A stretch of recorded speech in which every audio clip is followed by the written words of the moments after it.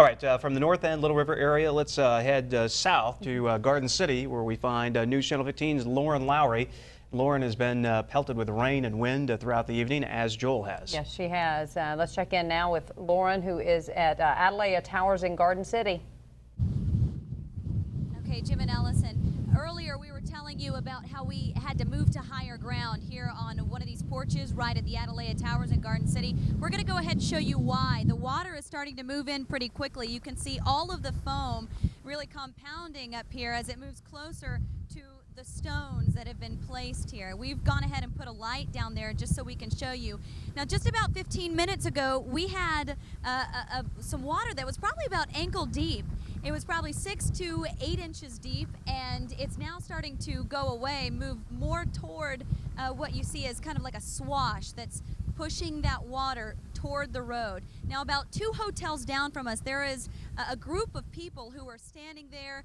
They were telling us that they were wading in water that was about knee deep. So we're pretty lucky here to only have ankle deep water. You can see some of the foam as it moves in closer to these rocks. We continue to watch this.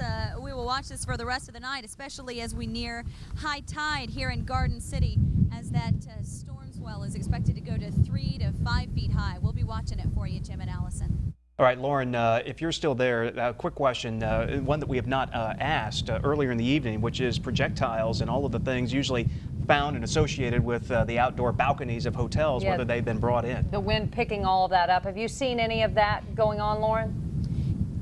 Really, the only thing that I've seen has been trash, to be honest. A lot of people moved a lot of their things. If it wasn't bolted down, I didn't see any lawn chairs or lawn furniture or anything like that sitting on boardwalks or docks or anything. So I think people took the cue and moved things off their boats and docks.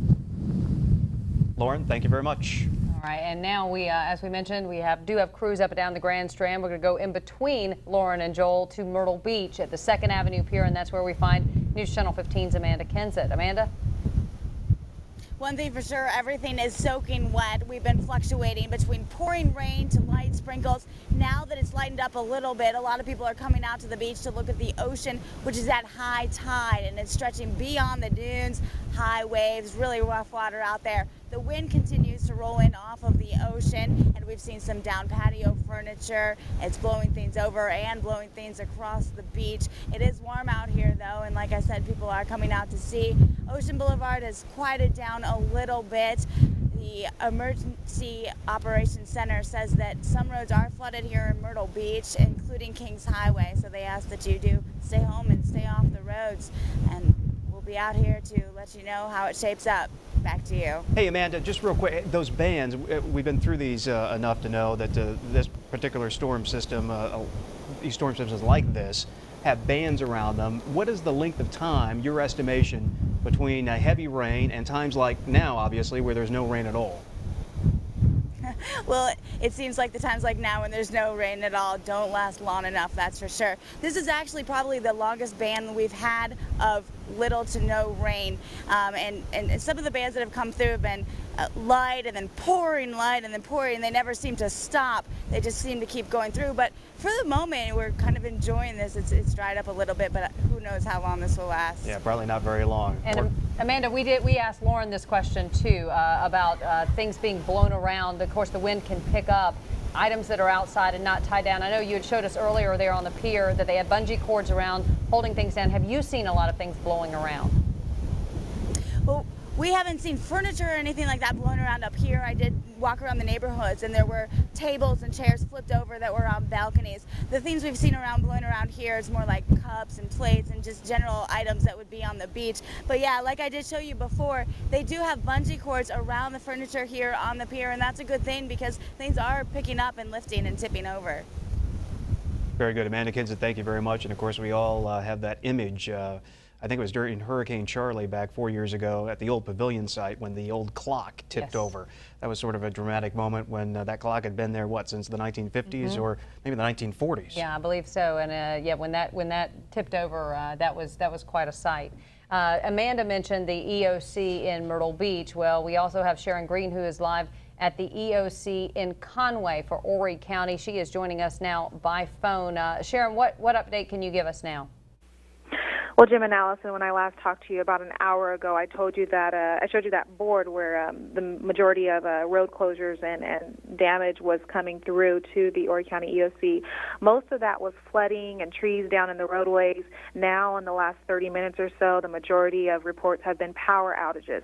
Now, the problem is that they've been getting multiple reports of power outages throughout Horry County, but they don't know to what extent. They haven't confirmed any other reports, and so they're trying really just to confirm that information before we put the numbers out there. But there have been reports of power outages on Highway 44, near Surfside Beach, in the Jordanville area, near Aner and Gallivan's Ferry, also on Robert Grissom Parkway. And I can tell you that in the last 45 minutes or so, even in the EOC building here at the M.O. Brown building, in Conway, the power has been flickering on and off a little bit just in the last 45 minutes or so. And so it's kind of like, you know, they don't know if that's what's going on in the other areas or if the power is completely out. So they're continuing to monitor that situation right now, contacting power officials and Horry Georgetown Cooperative and also Santee Cooper, just trying to figure out if they can pinpoint exact numbers of how many people are actually without power. There's also been reports of major flooding in some areas.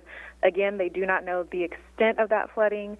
They don't know if the road closures are lane closures or partial closures, so they're really right now just trying to confirm that information. Again, the EOC was at full staff today, but after 7 p.m. they sent a few of their officials home. They'll be back tomorrow morning.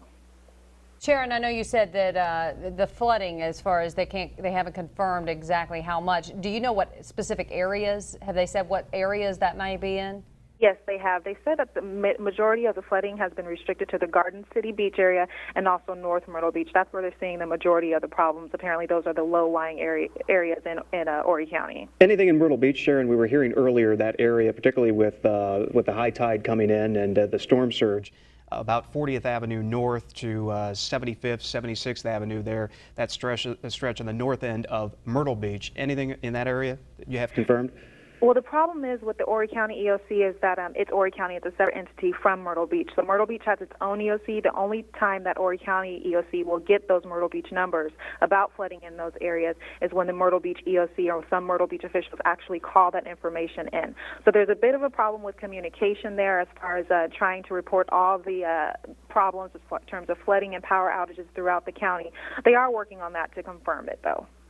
All right, Sharon Green reporting from the M.L. Brown building there at the Horry County EOC. Thank you very much. Well, and that's kind of an interesting sidebar here because obviously they revved this up at the county level to OPCON 1, which is the highest level for preparation of this particular tropical storm. And then tonight we're left with some of these questions about communication. We'll check in with Liz Gillen, the chairman of the Horry County Council, a little bit later on.